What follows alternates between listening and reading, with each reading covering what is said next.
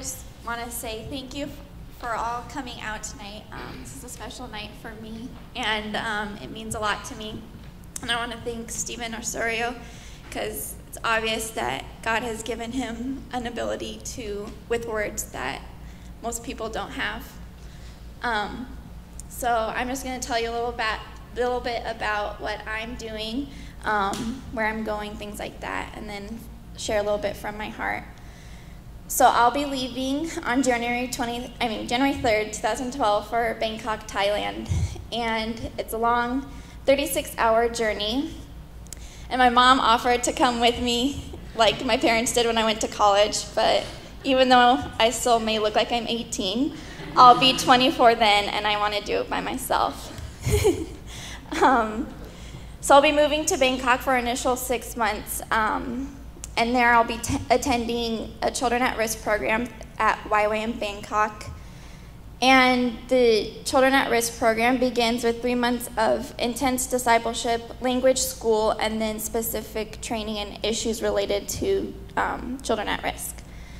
And I'll also be involved at that time in regular ministry in Bangkok. And then at the end of the Children at Risk training, for about 3 months, I'll be involved in intense ministry opportunity in the prevention, rescue, and restoration of children at risk and their families in a country that I will find out when I get there.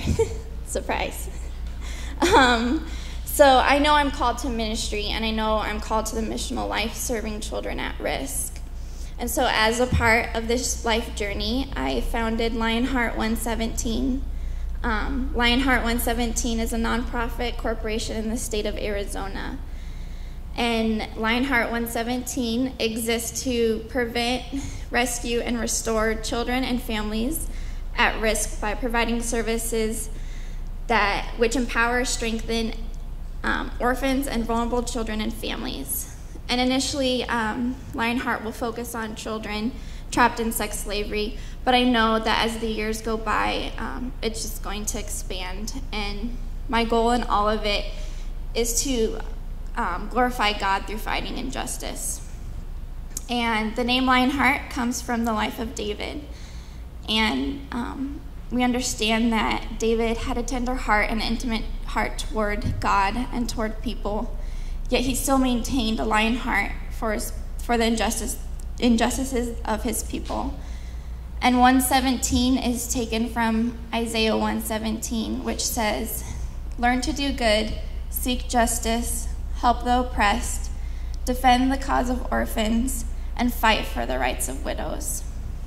And as a believer in the saving power of Jesus Christ, I can personally find nothing more important than to seek justice for those who are hurting, and to help people who are oppressed by the ungodliness, and to defend orphans who are fatherless and without a voice, and to fight for widows who have no one but God to protect them.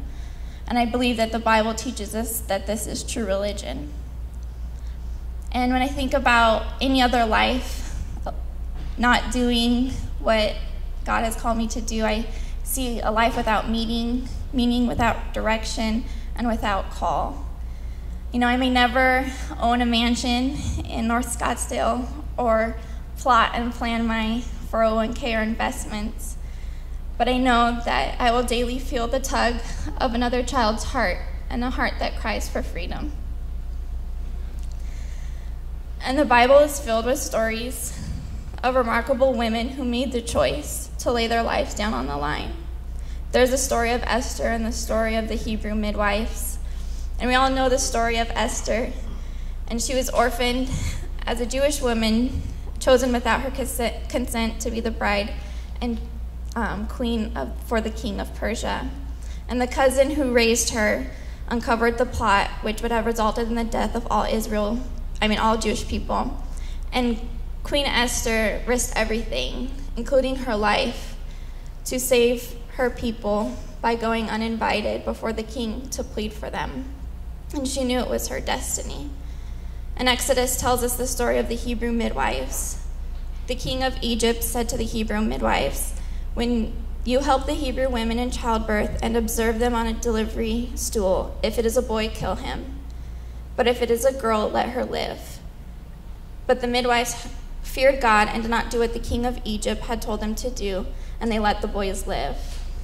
And I know I can say, like Esther, that I have been brought into the kingdom for such a time as this. And I will intercede and intervene for the people. And I will be like the Hebrew midwives, and I will fear God and not man. And I want to make a promise to you that Paul did when he spoke to the people of Philippi. And he said, "But it was good that you helped me when I needed it. You Philippians remember when I first preached the good news there. When I left Macedonia, you were the only church that gave me help. Several times you sent me things I needed when I was in Thessalonica. Really, it is not that I want to receive gifts from you, but I want you to have the good that comes from giving. And now I have everything and more. I have all I need because Epaphroditus brought your gift to me. It was like a sweet-smelling sacrifice offered to God, who accepts that sacrifice and is pleased with it. And my God will supply all your needs according to his glorious riches in Christ Jesus." And Paul made this prophetic promise to the people of Philippi, that God would supply all their needs. And we have to ask why. And I think it's because they had helped him when he needed it. When he left Macedonia, they were the only church that gave him help. And many times they sent him things he needed when he was in Thessalonica. He had all he needed because of the gifts that were brought to him. And their gifts were like a sweet-smelling sacrifice offered to God. And he accepted the sacrifice and was pleased with it. And tonight I want to make you this prophetic promise. As you help meet my needs, it will be like a sweet-smelling sacrifice to God. He will accept this sacrifice and he will be pleased with it.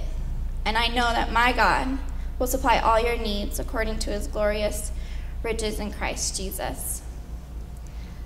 And as I close tonight, I'm just going to tell you kind of the story of how I got here. This might be the part that I cry. So it was in the beginning of 2009. I was a sophomore at Vanguard University getting my BA in psychology and minor in religion. And I had already planned out what my rural family quiet life would look like, not knowing that God was going to call me to do otherwise and ignite my heart with a passion for his children. What I thought was an ordinary Sunday night at church changed the course of my life. That night, God spoke to me and directly said, "I've called you to the ends of the earth. Your place is not at home." It was a night that I wouldn't tell anyone about for another 2 years. I was too afraid of what the missional life would look like, a life full of unknowns, miles away from my family and friends, and drastically different from the comfortable life I'd been living and planning. I knew that this calling was from God, and I knew that with my willingness and obedience, it would one day come to pass. And that summer, in 2009, I had the amazing opportunity to travel to Ethiopia. You probably saw some of the pictures. I was there for 4 weeks on a missions trip, and there were many times there that I began picturing myself being a long-term missionary. And while God's calling grew stronger in Ethiopia, my own idea what was best for me took precedence. And I remember explaining to God that I wasn't going to go alone, that if he wanted me to go, then he would have to provide a husband for me to do this. And we would go together.